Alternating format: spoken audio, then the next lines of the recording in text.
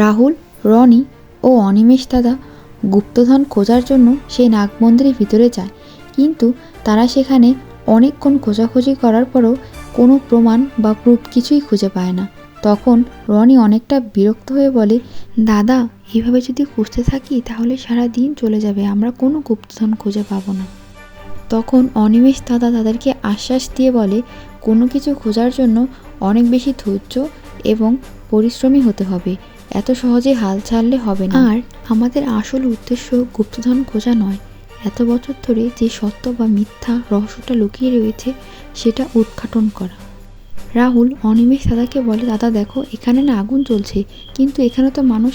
আর তাকে সঙ্গে সঙ্গে থামিয়ে অনিমেষ দাদা বলে, হ্যাঁ ঠিক ধরেছিস, আমি এক্স্যাক্টলি তোদেরকে এটাই বোঝানোর চেষ্টা করছিলাম যে এখানে কোনো গুপ্তধন আছে বা কি নেই সেটা আমি জানি না, কিন্তু এখানে অনেক বড় একটা চাল জ্বালা হচ্ছে সেটা খুব ভালোভাবেই টের পাওয়া গেছে।